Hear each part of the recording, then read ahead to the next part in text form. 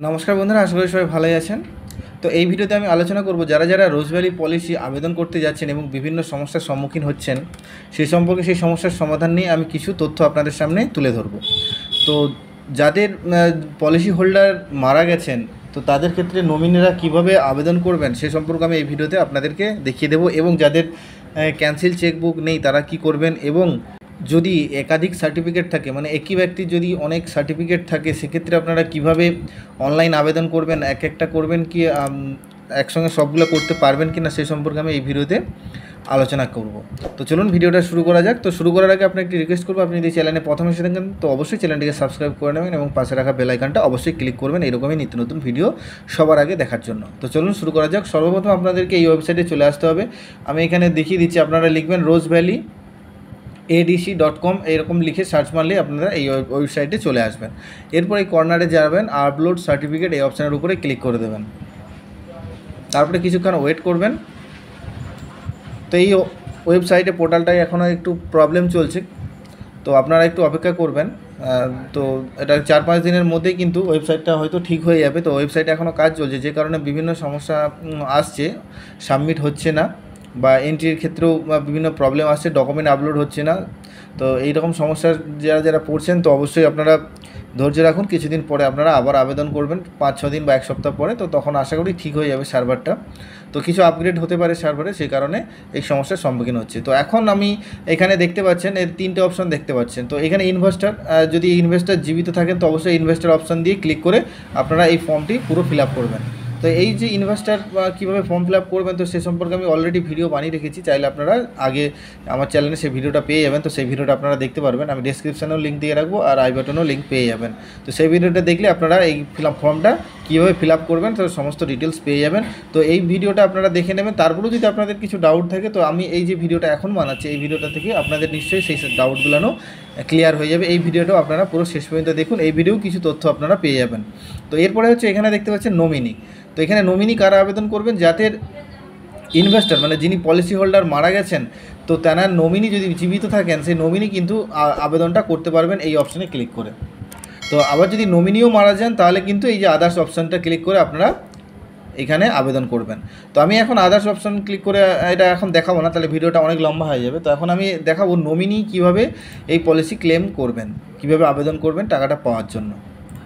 তো অবশ্যই আপনারা আবেদন করার আগে সার্টিফিকেটটা ভালো করে চেক করে নেবেন নমিনির নাম কার আছে, তো সেই অনুযায়ী আপনারা কিন্তু আবেদন করবেন। তো নমিনির নাম যার আছে তো তারই কিন্তু সমস্ত ডকুমেন্টগুলো লাগবে। তো চলুন এখানে যিনি নমিনি আছেন তো তেনার সমস্ত ডকুমেন্ট নিয়ে নেবেন। এরপরে এখানেই দেখতে পাচ্ছেন nominee in case of death of investor, যদি ইনভেস্টার মারা হয়ে যায় তবেই কিন্তু নমিনি আবেদন করতে পারবেন। এখানে বাংলাতেও দেওয়া আছে আমানতকারীর মৃত্যু হয়েছে এবং নমিনি করা আছে, তো নমিনি যাকে করা আছে তিনি কিন্তু আবেদন করবেন আমানতকারী মারা গেলে।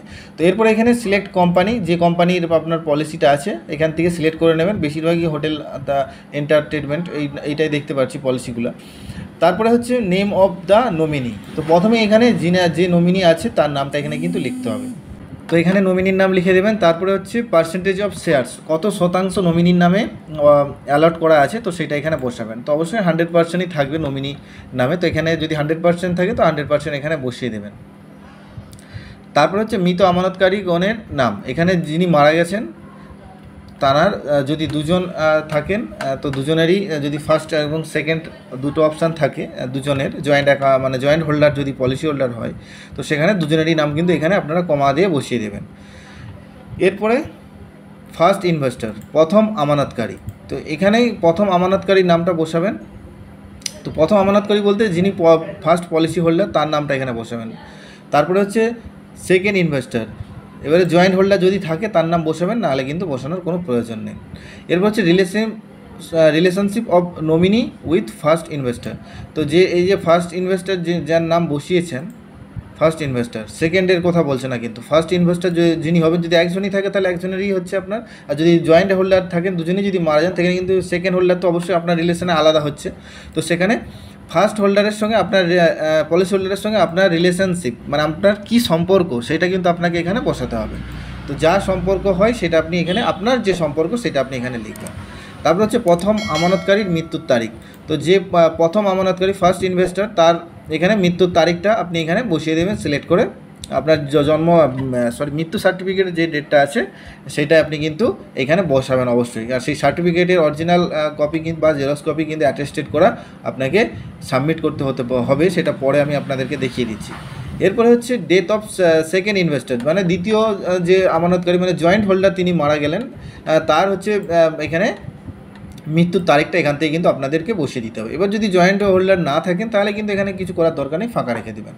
এরপর হচ্ছে নেম অফ দ্য নমিনি, যে সার্টিফিকেট এখানে প্রিন্টেড ইন সার্টিফিকেট, যেটা নমিনির নাম প্রিন্ট করা আছে সার্টিফিকেটে, সেই নমিনির নামটা কিন্তু এখানে আপনাকে বসাতে হবে। তো এখানে দেখবেন অনেক সময় আপনাদের নামের বানানে স্পেলিংয়ে গণ্ডগোল হয়ে থাকে, তো অবশ্যই আপনারা কিন্তু সেক্ষেত্রে সার্টিফিকেটে আপনার পলিসি সার্টিফিকেটে যে নাম্বারটা আছে স্পেলিংটা আছে সেইটাই কিন্তু এখানে বসাবেন। আপনার আধারের স্পেলিং বসাতে গেলে অনেক সময় সমস্যা হতে পারে। তারপরে এখানে বয়স, এটা নমিনির বয়স লিখবেন, এখানে কত হচ্ছে নমিনির বয়স এটা। এরপর হচ্ছে লিঙ্গ, এটা নমিনি কোন লিঙ্গ, মেল ফিমেল, এটা নমিনি কে সেটা এখানে লিখে দেবেন। এরপর এখানে নমিনির ফোন নম্বরটা এখানে দিয়ে দিবেন। তারপরে এখানে আইডেন্টিটি প্রুফ, এখানে কি দিতে চাইছেন, তো অবশ্যই যদি অ্যামাউন্ট বেশি থাকে 20,000-এর বেশি 30, 40, 50, 1 লাখ, তাহলে অবশ্যই প্যান কার্ডটা এখানে দিয়ে দেবেন। এখানে প্যান কার্ড সিলেক্ট করার পর এখানে প্যান নাম্বার দিয়ে দেবেন। এবার যদি খুব কম অ্যামাউন্ট হয় সেখানে প্যান কার্ড না থাকলে আপনারা আলাদা যে ডকুমেন্ট অপশানগুলো আছে সেগুলোও দিতে পারেন। তো এরপরে পিতা অথবা স্বামীর নাম, তো এইটা এখানে নমিনির পিতা বা স্বামীর নাম অবশ্যই লিখবেন। তো নমিনি যদি ছেলে হয়ে থাকে তো অবশ্যই তার বাবার নামটা লিখবেন, এবং নমিনি যদি মেয়ে বা বিবাহিত হন তাহলে এখানে স্বামীর নামটাও লিখতে পারেন, অসুবিধা নেই।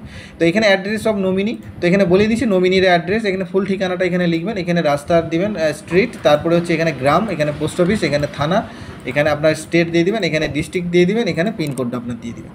তারপরে এখানে আসবেন, এখানে হচ্ছে ব্যাংক, এখানে যে সমস্ত ব্যাংক আছে আপনি চেক করে নেবেন। আমি একবার তবু স্ক্রল করে দেখিয়ে দিচ্ছি। এই সমস্ত ব্যাংকের অ্যাকাউন্ট আপনাদের থাকতে হবে, কিন্তু অন্য ব্যাংক থাকলে আপনাদের কিন্তু আপনারা এই পলিসির জন্য আবেদন করতে পারবেন না। তো আপনারা ভিডিওটা পুশ করে একটু ভালো করে এই অ্যাকাউন্টের অপশানগুলো আপনারা দেখে নেবেন। তো এখানে ব্যাংকের নাম সিলেক্ট করে দেবেন, তারপরে এখানে শাখার নাম লিখবেন, এখানে ব্রাঞ্চ কোডটাও আপনার ব্যাংকের বইয়ে পেয়ে যাবেন। এরপর হচ্ছে আপনার অ্যাকাউন্ট নম্বর, এরপর হচ্ছে আপনার MICR কোড, আপনার যদি পাস বই থাকে দেবেন, নাহলে এখানে 0 লিখে দেবেন, আর কিছু দেওয়ার দরকার নেই। এরপর এখানে IFSC কোড, তো IFSC কোডটা অবশ্যই থাকবে, এটা সঠিকভাবে লিখবেন। আর ব্রাঞ্চ কোড শাখার নাম্বার যদি না থাকে তো এখানেও 0 দিয়ে দেবেন, এখানে কোনো সমস্যা নেই। তো এরপরে আপনাকে ডকুমেন্ট আপলোড করতে হবে। তো ডকুমেন্ট আপলোড করতে গেলে এইরকম আপনার কাছে কিন্তু পেজ চলে আসবে। যখনই আপনি এখানে কন্টিনিউ ফর ডকুমেন্ট আপলোড, এখানে কিছু ডিটেলস আগে, পলিসি ডিটেলসটা এখানে কিন্তু আপনাদেরকে তার আগে ভরে দিতে হবে।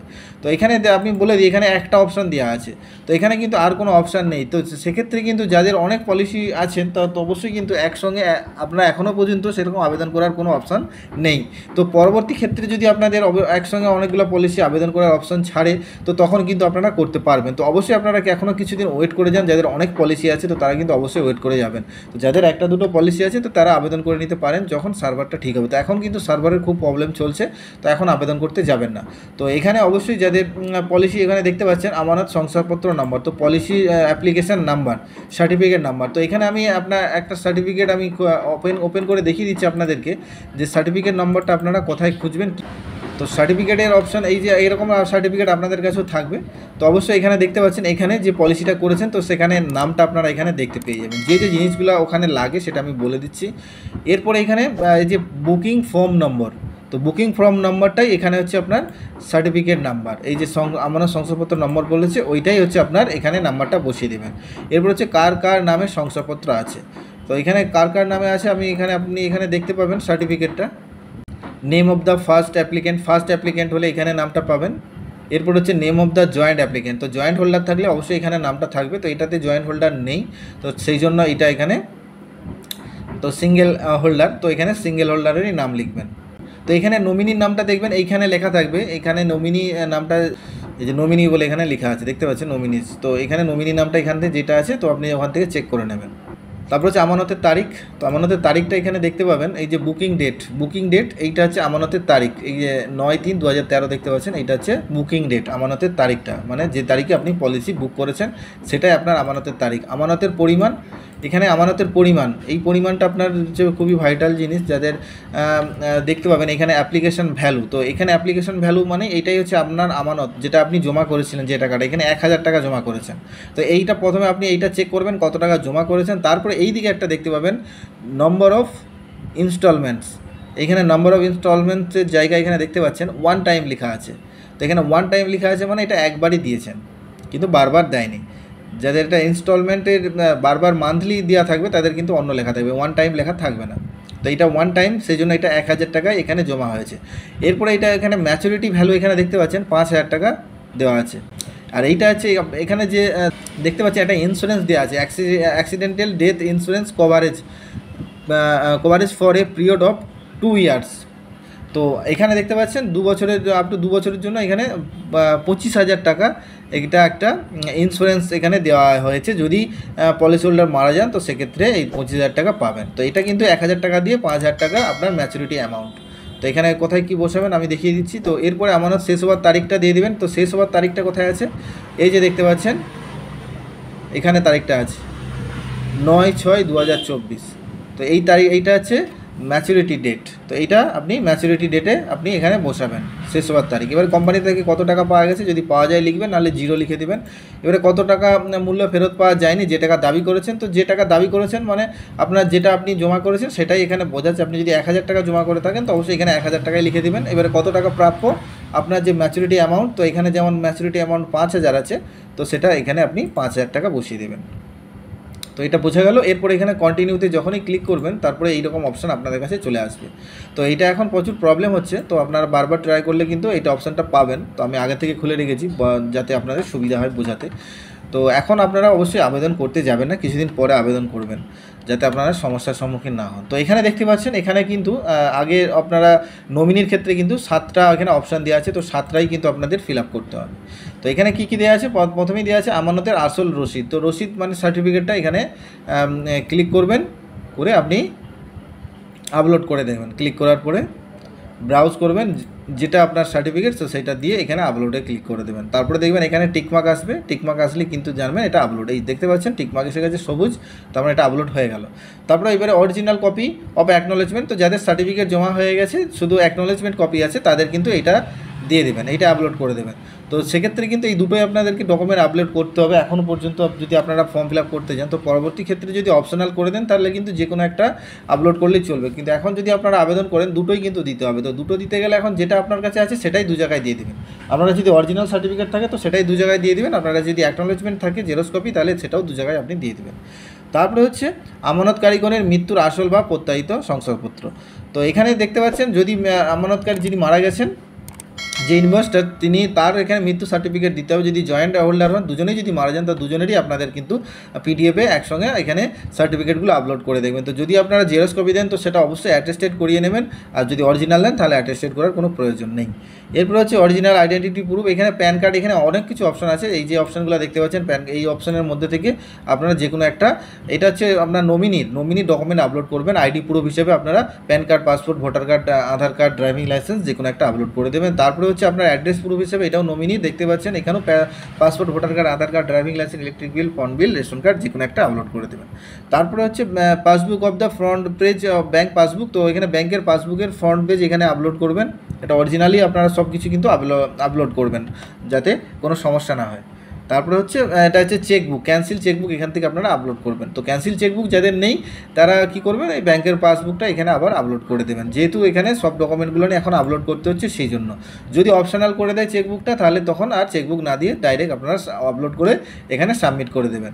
তো সাবমিট করে দিয়ে আবার আপনারা দেখবেন ইনভেস্টরে এখানে গিয়ে আপনারা এখান থেকে আপনারা অ্যাকনোলেজমেন্ট নাম্বার অথবা সার্টিফিকেট নাম্বার দিয়ে এই যে এখানে একটা কোশ্চেন দেখেছে 6+7 দিয়ে টোটাল অ্যামাউন্টটা বসিয়ে আপনারা সার্চ, এখানে অপশান চলে আসবে, সার্চ করবেন। এখানে টোটাল এখানে ডিটেলসটা স্ট্যাটাস আর সমস্ত কিছু চেক করে আপনারা দেখে নিতে পারবেন।